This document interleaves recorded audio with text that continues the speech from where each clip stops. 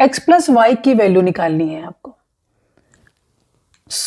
पहले हम देखेंगे, यहाँ देखेंगे ये स्क्वायर है, स्क्वायर के अंदर टू लाइंस इंटरसेक्ट कर रही हैं दूसरे को, और ये आपका लाइन है डायगनल। इसका नाम दे देते हैं ए बी सी डी। तो बी डी है डायगनल, और ये जो दो लाइंस हैं ये आपस में क्या कर रहे हैं, इंटरसेक्टिंग लाइंस हैं।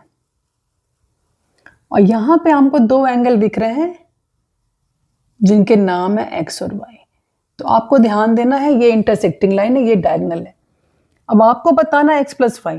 तो पहले हम बनाते हैं इक्वेशन, देखेंगे कैसे बन सकता है। तो हम देखेंगे यहाँ पर ये जो लाइंस है दो इंटरसेक्ट कर रही हैं, ये देखेंगे ये भी क्या हो गया एक्स, क्योंकि वर्टिकली अपोजिट एंगल। सो ये भी एक्स हो गया। इस तरह से हमें इस एंगल का ना, इस ट्रायंगल का हमें मिल जाएगा इक्वेशन। क्या हो जाएगा, y plus y plus x equal to 180। तो 2y plus x equal 180 angle sum property के थ्रू। अब दूसरा देखेंगे, किसी भी स्क्वायर में, ये तो हमारा पहला बन गया इक्वेशन। किसी स्क्वायर में अगर डायगोनल है, हमेशा किसी स्क्वायर में डायगोनल उनके दोनों ही एंगल्स को बाइसेक्ट करता है। इट मीन्स यहाँ पर दोनों एंगल बने, दोनों ही इक्वल होंगे। ये स्क्वायर में ही होता है। इट मीन्स अगर आपको ये पता है कि सारे स्क्वायर में सारे एंगल्स कॉर्नर वाले 90 के होते हैं, तो उनका हाफ कितना होगा, हाफ होगा 45 डिग्री। ये वाला हो गया, हर हाफ जो है 45 का हो गया। तो अगर हमने ये वाला निकाला तो हमें एक और चीज देखें यहाँ पर। अच्छा, अब हम यहाँ फोकस करें, यहाँ पे एक्स है, तो ये जो लाइन है इन दोनों लाइन के बीच, ये और ये, इस ट्रायंगल में हम आते हैं। इस ट्रायंगल, पहले हमने वन ट्रायंगल यहाँ आया, अब हम इस ट्रायंगल को देखेंगे, टू ट्रायंगल। सेकेंड ट्रायंगल में आप देखेंगे ये जो ट्रायंगल आपकी बन रही है ये भी एक्स हो जाएगा, क्योंकि दोनों ही लाइन यहाँ पर देखेंगे इंटरसेक्टिंग लाइन।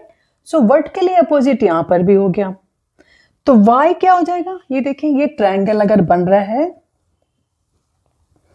ये x है, ये 45, और हमने इसको एक्सटेंड किया तो ये हो जाएगा y। तो y इस ट्रायंगल का हो गया एक्सटर्नल एंगल। हमेशा एक्सटर्नल एंगल अपोजिट दोनों एंगल्स के सम के बराबर होता है। तो एंगल जो y, ये y एंगल क्या हो जाएगा, इन दोनों के सम के बराबर। इसका मतलब हमें अगर x निकालना है, इट मीन्स ये हो गया कि y equal to x plus 45। ठीक है, एक्सटर्नल एंगल प्रॉपर्टी। और इस तरह हमें दो इक्वेशन मिल जाएंगे। हम इन्हें शिफ्ट करेंगे इधर अगर, तो ये हो जाएगा y माइनस एक्स इक्वल्स 45।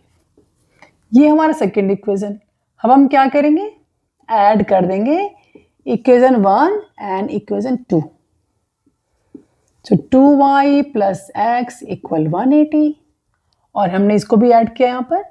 सो y minus x equals 45। Add करने पर ये हो गया 3y, और x x कैंसिल, 225। सो y की वैल्यू आ गई 75।